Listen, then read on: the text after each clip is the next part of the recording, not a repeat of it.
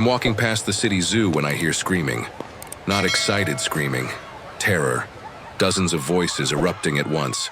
People shouting, children crying, security alarms blaring through the afternoon air. I stop and turn towards the entrance.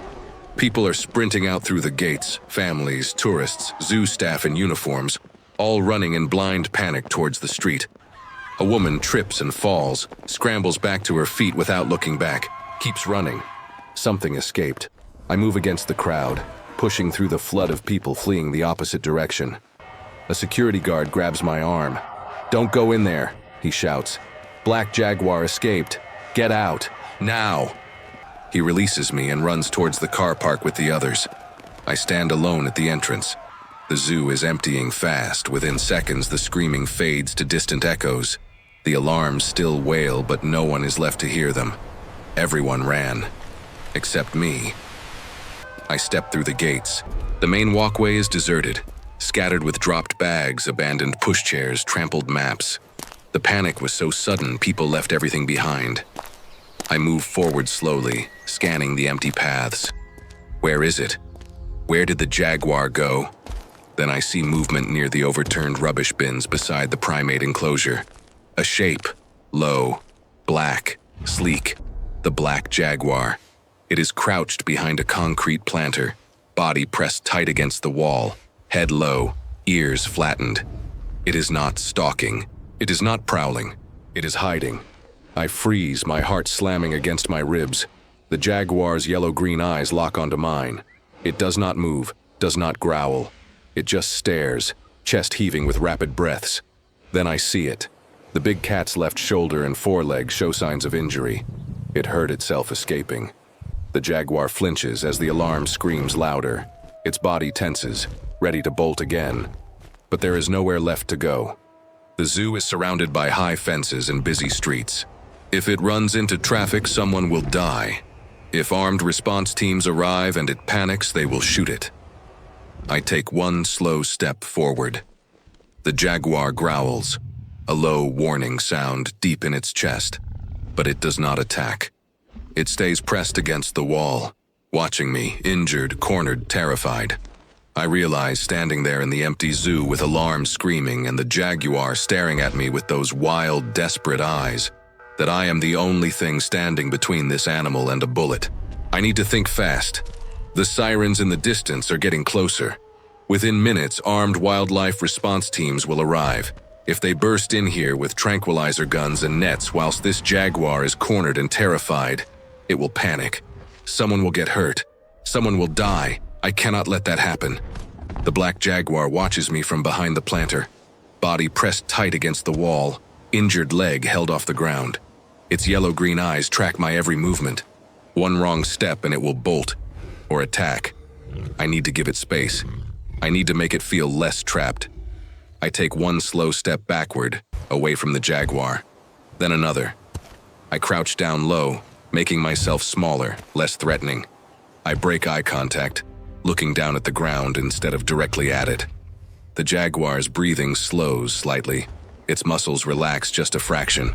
It is watching me, but it is no longer preparing to run. I stay crouched, perfectly still, giving it time to assess me, to decide if I am a threat.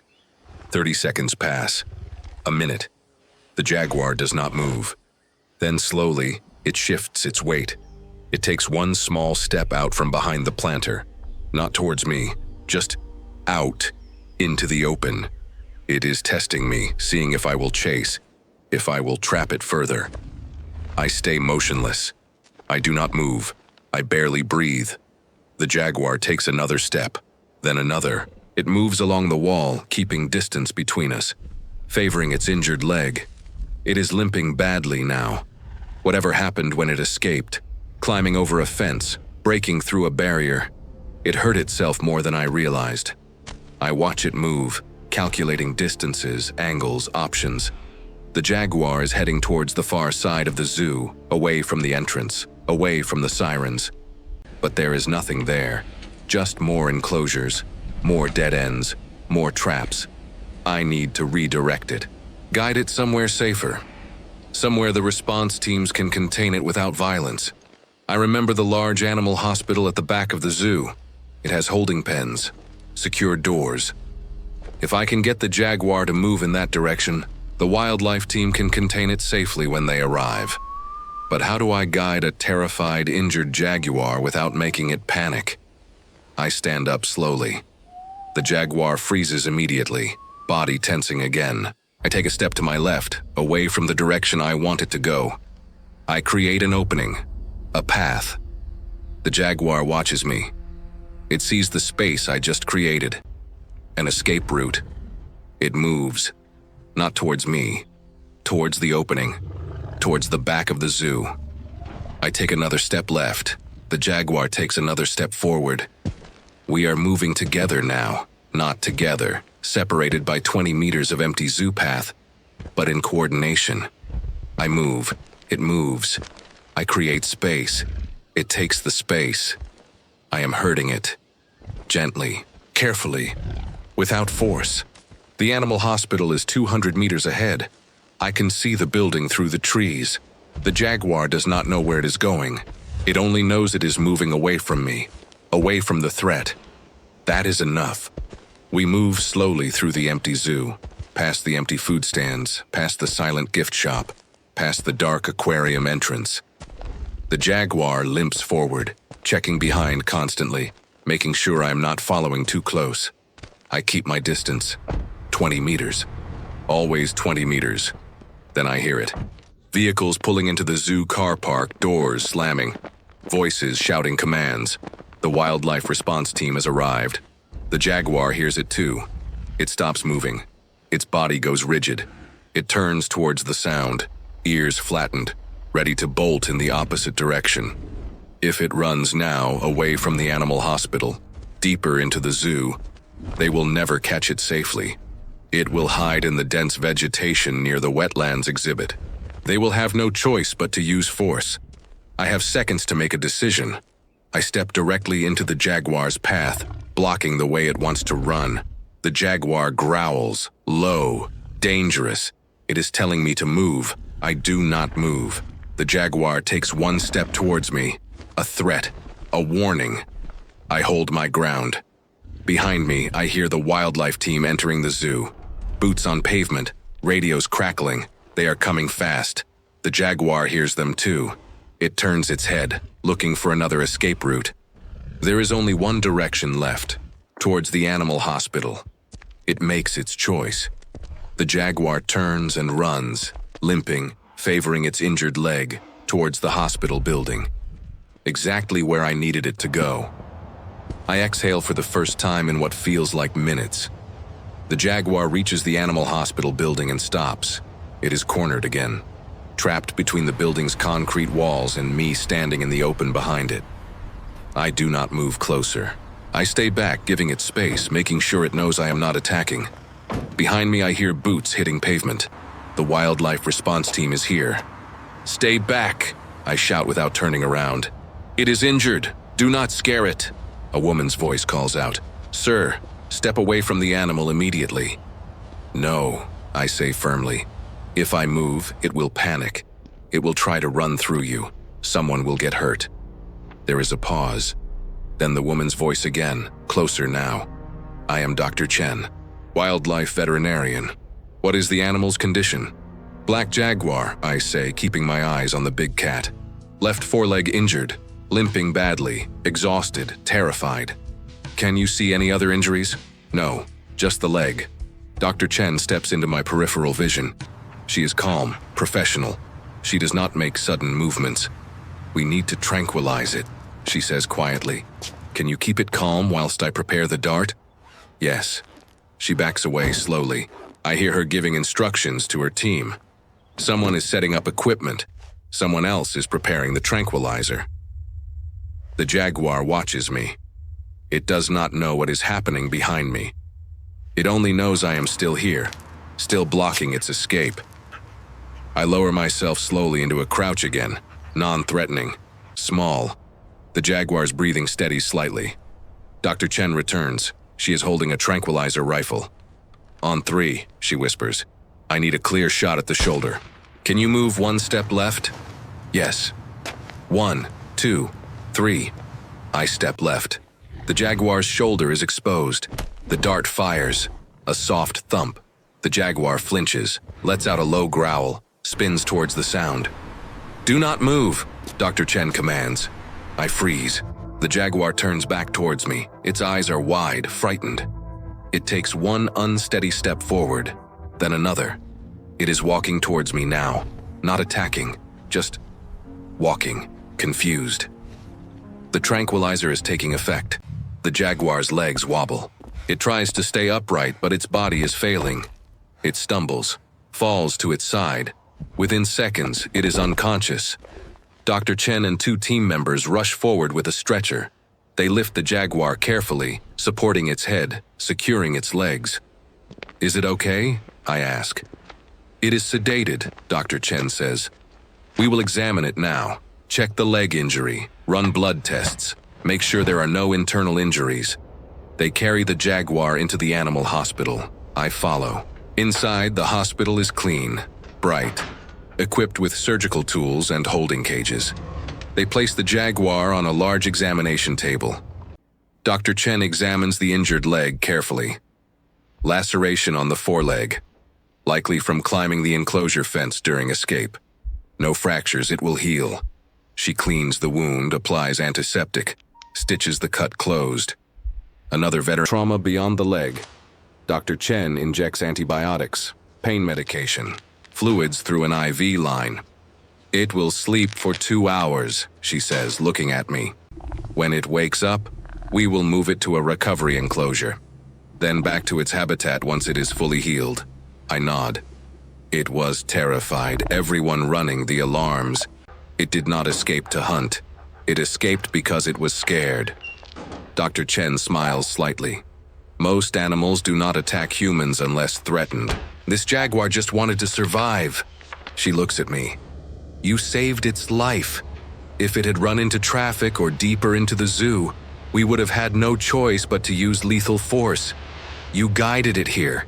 You kept it calm." I do not feel like a hero. I just feel relieved. "Can I stay?" I ask, "until it wakes up?" "Yes." I sit in a chair beside the examination table. The jaguar lies still, breathing steadily, finally at peace. For the first time since I heard the screaming at the zoo entrance, I allow myself to relax. 2 hours later, the jaguar begins to stir. I am still sitting in the chair beside the examination table when I see its eyes flutter open. Slowly, groggily. The sedation is wearing off. Dr. Chen enters the room immediately. She has been monitoring the jaguar's recovery from her office. "It is waking up," she says quietly. "Stay still. Do not startle it." I do not move. The jaguar lifts its head slightly. Its yellow-green eyes focus slowly. It looks around the room, confused, disoriented. Where is it? What happened? Then its eyes land on me. I hold my breath. The jaguar stares at me for a long moment. Recognition flickers in its gaze. It remembers. The zoo, the alarms, the chase. Me standing in its path, me guiding it here. It does not growl. It does not bare its teeth. It just looks at me. And then, slowly, it lowers its head back down onto the table. Calm, accepting. Dr. Chen exhales quietly. "It trusts you," she whispers. "That is extraordinary." Over the next hour, the jaguar becomes more alert. It sits up. It tests its injured leg carefully, putting small amounts of weight on it. The stitches hold. The pain medication is working. It is healing. Dr. Chen and her team prepare a recovery enclosure. A large, secure space with soft bedding, water, and food. A place where the jaguar can rest safely whilst it heals fully. "We will keep it here for 3 days," Dr. Chen explains. "Then we will return it to its habitat at the zoo. The enclosure has been repaired. It will not escape again." I nod. "Can I visit before it goes back?" "Yes." 3 days later, I return to the animal hospital. Dr. Chen leads me to the recovery enclosure. The jaguar is inside, lying on soft bedding in the corner. Its injured leg is almost fully healed. It stands when it sees me. We look at each other through the enclosure glass. The jaguar and the man who saved it. There is no fear in its eyes anymore, no panic, just quiet recognition. Dr. Chen opens a small access door. "You can go in if you want," she says, "but stay near the door. If it reacts badly, exit immediately." I step inside. The jaguar watches me but does not move. I crouch down, making myself small again, just like I did in the empty zoo 3 days ago. The jaguar takes one step towards me, then another, slowly, carefully. It stops 2 meters away. We stay like that for a long time, not touching, not moving, just acknowledging each other. 2 lives that intersected for a brief, dangerous moment, and survived. "Thank you," I whisper, "for trusting me." The jaguar blinks slowly. Then it turns and walks back to its bedding. It lies down, watching me with calm eyes. I stand up slowly and exit the enclosure. Dr. Chen closes the door. "Tomorrow we take it back to the zoo," she says. "It is ready." I nod. The next morning, I stand outside the jaguar's habitat at the zoo. The enclosure has been reinforced. The fences are higher. The barriers are stronger. The jaguar will not escape again. Dr. Chen and her team release the jaguar into its habitat. It steps out of the transport crate slowly, testing its surroundings. Then it moves into the tall grass, disappearing into the foliage. It is home. I watch for a few more minutes. Then I turn and walk towards the zoo exit. The same exit where I stood alone 4 days ago whilst everyone else ran away screaming. But something has changed. I am different now. Not because I did something brave, not because I am a hero, but because I made a choice. When everyone else ran, I stayed. When the easy option was to walk away, I chose to help. And somehow that made all the difference. I leave the zoo and walk back into the city. Life continues. People pass me on the street, unaware of what happened here. Unaware that a terrified jaguar almost died. Unaware that one person choosing to stay instead of run saved a life. But I know. And the jaguar knows. And that is enough.